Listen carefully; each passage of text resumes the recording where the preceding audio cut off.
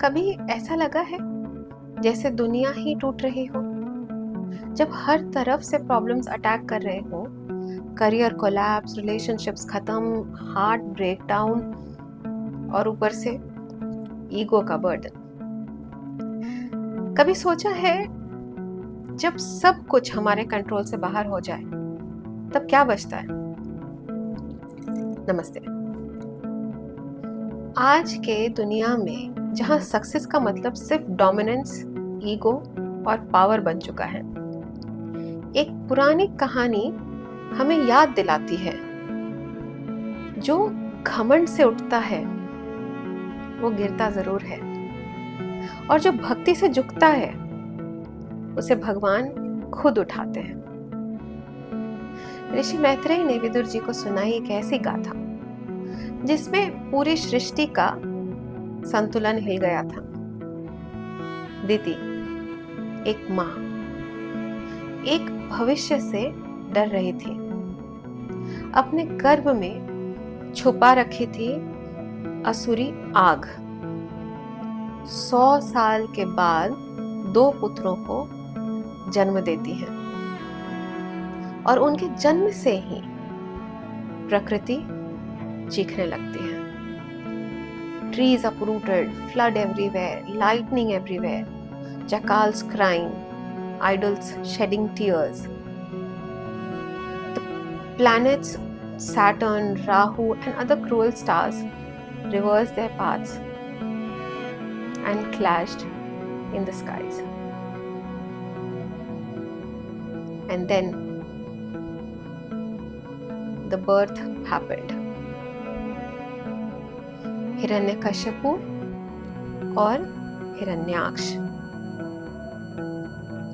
2 पहाड़ जैसे शरीर धरती में उसका वजन सह नहीं पा रहे थे।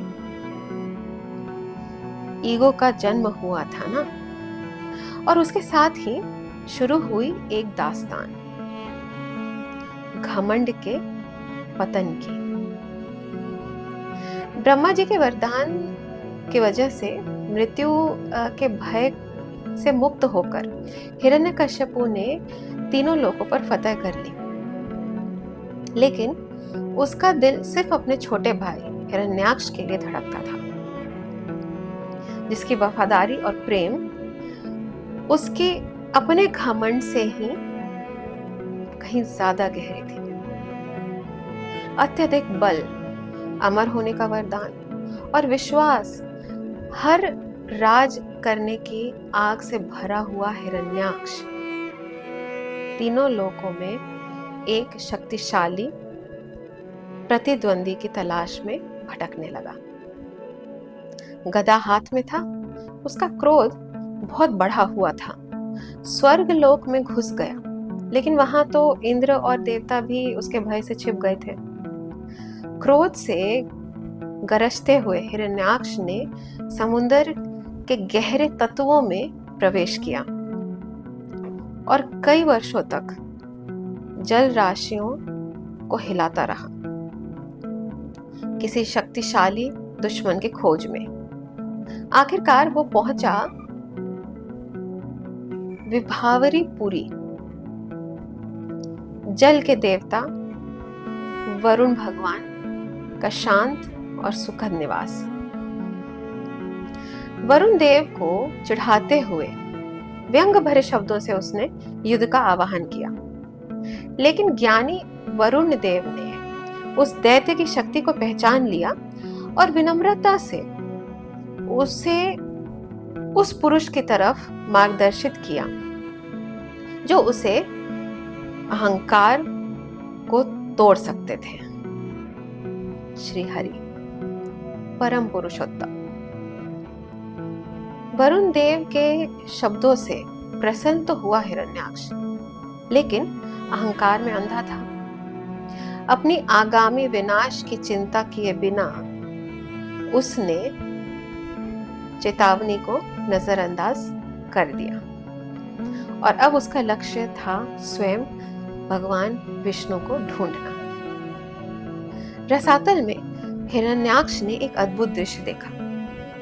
भगवान विष्णु का वराह रूप, एक दिव्य वराह के स्वरूप में पृथ्वी को अपने शक्तिशाली दांतों पर धीरे धीरे उठाए हुए उसे समुद्रिक जलों से बचाते हुए बाहर निकाल रहे थे। हिरण्याक्ष ने इसे एक पशु समझकर उपहास में भरे शब्दों से भगवान का अपमान किया।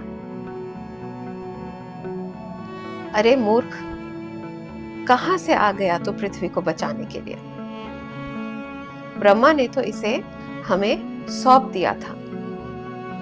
आज तुझे मार कर मैं अपने मरे हुए भाइयों का बदला लूंगा और अपना सम्मान वापस पाऊंगा। लेकिन हिरण्याक्ष के कठोर अपमानों के बावजूद भगवान शांत रहे। उनका ध्यान पृथ्वी पर था, जो उनके दांतों पर संतुलित थी।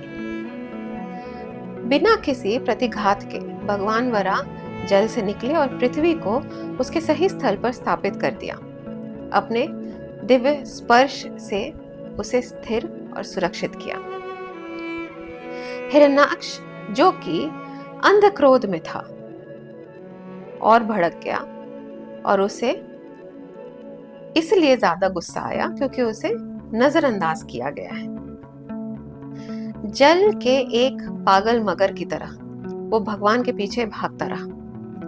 उसके मुंह से बिजली जैसी कड़ी बातें गिर रही थी, लेकिन भगवान सब कुछ धैर्य से सहते रहे। और जब पृथ्वी सुरक्षित हो गई, तब भगवान वराह ने अपने दुश्मन की तरफ मुख किया। युद्ध का मैदान तैयार था। देवता इकट्ठा हो रहे थे। ऋषि मुनियों की दृष्टि उस युद्ध पर टिक गई और तीनों लोग कांपने लगे उत्सुकता से। शुरुआत में ये युद्ध बहुत ही भयंकर था। दोनों योद्धाओं के हाथों में शक्तिशाली गदाएं थीं और उनके प्रहार गरजने वाली बिजलियों जैसे गूंज रहे थे। रक्त धरती से मिल गया था। उनके घाव उनके क्रोध को और भड़का रहे थे। ऐसे गदा युद्ध के तकनीक दिख रहे थे जो स्वर्ग के देवताओं ने भी कभी नहीं देखे थे। ये दृश्य देखकर ब्रह्मा जी ऋषियों के साथ भगवान वराह से विनती करने लगे, हे प्रभु, कृपया इस युद्ध का समापन कीजिए। इस दैत्य के और अधिक शक्तिशाली होने से पहले उसका अहंकार और विष बनकर लोगों में फैलने से पहले उसका वध कर दीजिए। अभिजीत का शुभ मुहूर्त आ गया है। आप सब प्राणियों के कल्याण के लिए ये कृपा कीजिए। ब्रह्मा जी के इस प्रेम भरे विनम्र आग्रह को सुनकर भगवान मुस्कुराए। एक ऐसी मुस्कान जो निर्दोषों के लिए करुणा थी और अधर्म के विरुद्ध संकल्प। अपनी कृपामय दृष्टि से ब्रह्मा की प्रार्थना को स्वीकार करते हुए भगवान ने अपने दिव्य लीला को और भी तेज कर दिया। हिरण्याक्ष भी पूरी ताकत से लड़ा।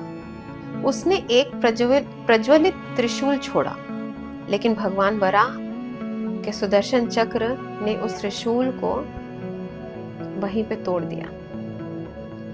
फिर उसने भयंकर मायावी रचना रची। तूफान, पत्थर की बरसात, राक्षसी सेनाएं आ गई।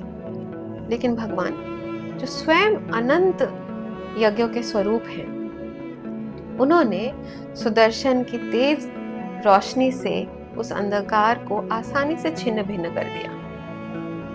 जब हिरण्याक्ष को अपनी मायावी चालों का खत्म होना, व्यर्थता का एहसास हुआ, तो वो क्रोध में अंधा होकर लोहे जैसे मुक्कों के साथ भगवान वराह पर झपटा। लेकिन भगवान ने सिर्फ एक हल्का सा चांटा मारा। न केवल एक वार, बल्कि एक दिव्य याद दिलवाया कि जो सर्वशक्तिमान है उसके सामने अहंकार नहीं टिक सकता। उस एक स्पर्श ने असुर की शक्ति को चुरा लिया, बस एक थप्पड़। हिरण्याक्ष चकनाचूर हो गया, पराजित होकर धरती पर गिर गया। जैसे कोई विकट वृक्ष आंधी में जड़ से उखड़ जाए, वैसे ही हिरण्याक्ष भी गिर पड़ा। जो कभी अजय समझता था खुद को, आज सब लोगों के स्वामी के चरणों में विनम्र होकर लेटा था। देवता और ऋषि स्तुति और आनंद में गान शुरू कर चुके थे। धन्य है वो आत्मा जो उस भगवान के हाथों मरता है। जैसे योगी लोग गहरी समाधि में खोज करते हैं, मरण के बाद भी हिरण्याक्ष मुक्ति पा गया। तब ब्रह्मा जी ने प्रकाश किया कि हिरण्याक्ष और उसका भाई हिरण्यकश्यपु वैकुंठ के द्वारपाल जय और विजय ही है, जो एक श्राप के कारण कुछ समय के लिए ब्रह्मांडिक नाटक में असुरों का रूप धारण कर रहे,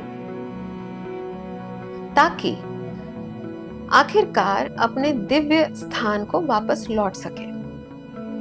जब भगवान वराह ने ब्रह्मांड में शांति स्थापित की फिर से, तब वे अपने नित्य धाम को लौट गए। लेकिन उनकी लीला की गूंज सदा के लिए सब प्राणियों के हृदय में अमर हो गई। युद्ध खत्म हुआ, लेकिन एक पथ रह गया। जब अहंकार गिरता है, तब भक्ति उठती है। भगवान वराह और हिरण्याक्ष के बीच हुआ यह दिव्य युद्ध सिर्फ एक प्राचीन कथा नहीं, ये आज के जीवन का एक जीवंत दर्पण है।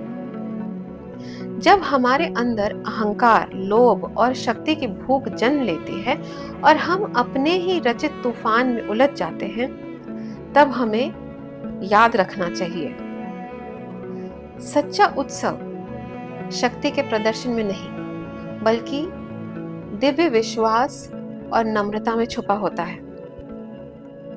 भगवान वराह का अवतार हमें ये सिखाता है कि चाहे समस्या कितनी ही भयानक क्यों न लगे, भगवान का हाथ हमेशा हमें उठाने और संभालने के लिए तैयार है। अगर हम अपने अंदर के हिरण्याक्ष को पहचान कर उसे वराह भगवान के चरणों में समर्पित कर दे, तो हमारे जीवन की पृथ्वी दोबारा स्थिर और सुरक्षित हो सकती है। आज के संघर्षों भरे प्रतियोगिता से ग्रस्त जीवन में इस कथा का संदेश और भी अधिक प्रासंगिक हो जाता है। आज भी जब हम अपने ईगो में जीते हैं, जॉब टाइटल, वेल्थ, पावर, तो हम अंदर से गिरने लगते हैं। जब हम समझते हैं कि सब कुछ हम ही हैं, तब हिरण्याक्ष का अंधकार फिर से जीवित हो जाता है।